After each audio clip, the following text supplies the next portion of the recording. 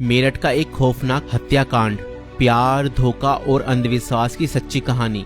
मेरठ उत्तर प्रदेश में 2025 में हुआ एक ऐसा हत्याकांड जिसने पूरे भारत को हिलाकर रख दिया। ये कहानी प्रेम, विश्वासघात और अंधविश्वास के खतरनाक जाल में फंसे कुछ लोगों की है, जिसने एक निर्दोष व्यक्ति की जान ले ली। इस केस में प्रेमिका ने अपने प्रेमी के साथ मिलकर अपने पति को मौत के घाट उतार दिया और उसके शव को 15 टुकड़ों में काटकर एक ड्रम में भर दिया और उसके अंदर सीमेंट डाल दिया। मगर चलिए इस कहानी को शुरुआत से देखते हैं। 2016 में मेरठ निवासी सौरभ राजपूत की मुलाकात मुस्कान रस्तोगी से हुई। दोनों के बीच प्रेम हुआ और कुछ सालों बाद उन्होंने शादी कर ली।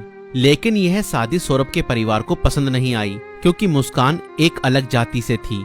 इसके बावजूद दोनों ने अपने रिश्ते को मजबूत बनाए रखा। सौरभ मर्चेंट नेवी में जॉब करते थे और लंदन में पोस्टेड थे।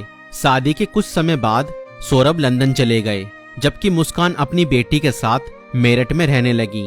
इस दौरान उनकी जिंदगी में एक तीसरा व्यक्ति साहिल शुक्ला आया, जो मुस्कान को पहले से ही जानता था।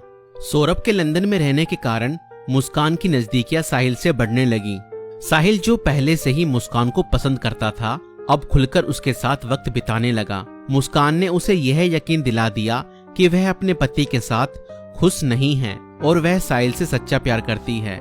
साहिल शुक्ला अंधविश्वासी प्रवृत्ति का था और आत्माओं, तंत्र मंत्र जैसी चीजों में विश्वास करता था। मुस्कान ने इस बात का फायदा उठाते हुए उसके लिए स्नैपचैट पर एक फर्जी अकाउंट बनाया, जिससे वह साहिल शुक्ला की मरी हुई मां के नाम से चैट करती थी।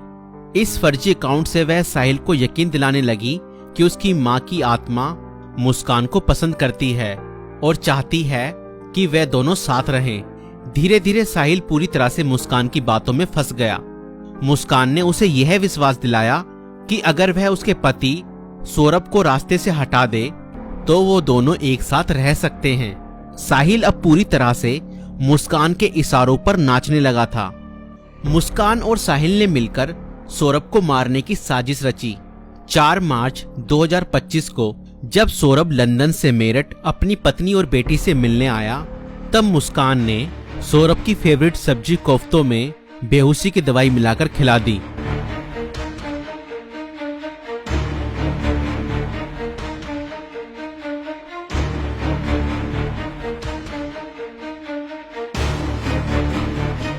और जब सौरभ बेहोशी की हालत में बिस्तर पर पड़ा था, तब मुस्कान ने अपने दोस्त साहिल को बुला लिया और रसोई में जाकर वो बड़ा और धारदार चाकू ले आई, जो मुस्कान और साहिल ने पहले से ही प्लानिंग करके खरीदे हुए थे।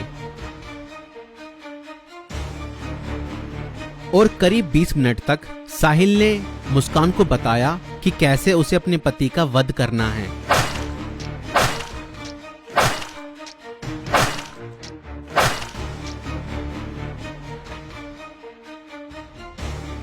और फिर उसके बाद मुस्कान और साहिल ने सोते हुए सौरभ पर हमला किया और उसके हृदय पर 3 बार वार किए।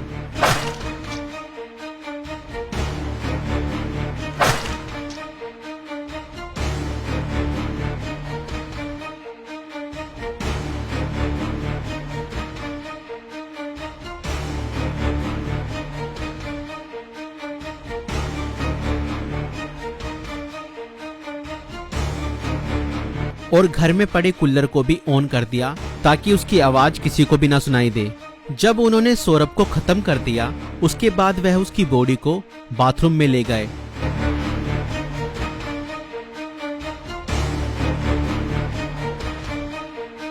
और उसके शरीर को 15 टुकड़ों में बांट दिया। सौरभ को खत्म करने के बाद उन्हें इस बात की चिंता हुई कि अगर सब बरामद हो गया तो पुलिस उन तक जरूर पहुंच जाएगी। इसलिए उन्होंने सबको ठिकाने लगाने की योजना बनाई और मुस्कान बाजार जाकर एक प्लास्टिक का ड्रम खरीद लाई। और मुस्कान और साहिल ने सौरभ के शव के टुकड़ों को उस प्लास्टिक ड्रम में डाल दिया और ऊपर से सीमेंट भी डाल दिया ताकि उसकी बॉडी की स्मेल बाहर ना जाए। और उसके बाद उन्होंने उस ड्रम को घर के एक कोने में रख दिया। इसके बाद मुस्कान और साहिल ने सौरभ के मोबाइल फोन से उसके सोशल मीडिया अकाउंट को एक्टिव रखा। उन्होंने सौरभ के अकाउंट से हिमाचल प्रदेश की शिमला की तस्वीरें और स्टोरीज पोस्ट की ताकि लोगों को लगे कि वह घूमने गया है।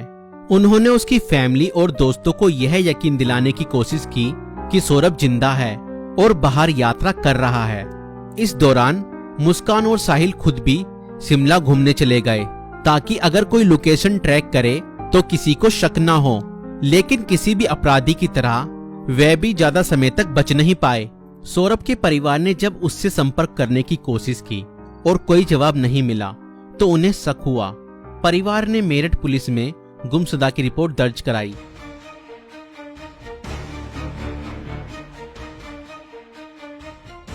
और इसी बीच मुस्कान ने अपने माता पिता को बताया कि शायद सौरभ का मर्डर हुआ है और उसके घर वालों ने ही उसका मर्डर किया है।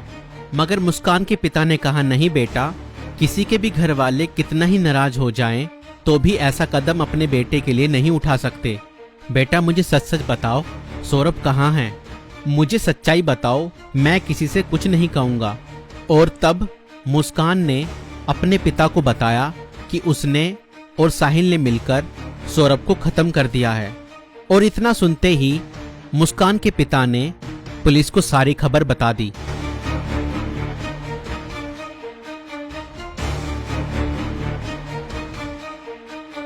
और पुलिस ने तुरंत मुस्कान और साहिल को गिरफ्तार किया और उस प्लास्टिक ड्रम को भी बरामद किया जिसमें सौरभ के शव के टुकड़े थे।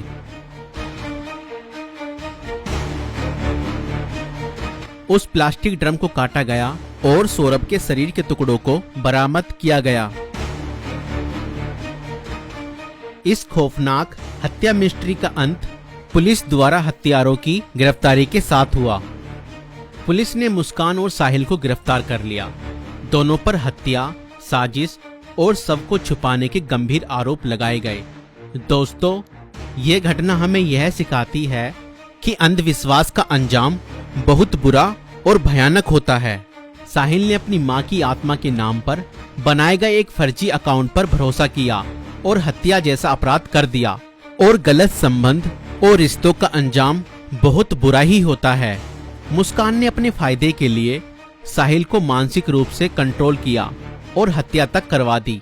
और कानून से कोई नहीं बच सकता, चाहे अपराध कितना भी चालाकी से किया जाए। पुलिस की जांच और सबूतों के आधार पर अपराधी पकड़े ही जाते हैं। इसलिए रिश्ते सोच समझकर बनाएं और जीवन साथी चुनने से पहले सामने वाला मानसिक रूप से कैसा व्यक्ति है यह जानने की कोशिश करें। साथी चुनते समय सूरत पर नहीं, सीरत पर ध्यान दें। इस वीडियो को बनाने का उद्देश्य संसार में बढ़ रही बुराइयों से अवगत कराना है। दोस्तों, आपकी इस वीडियो को लेकर क्या राय है हमें कमेंट्स में जरूर बताएं। और ऐसी और वीडियो देखने के लिए हमारे फेसबुक पेज को फॉलो जरूर करें।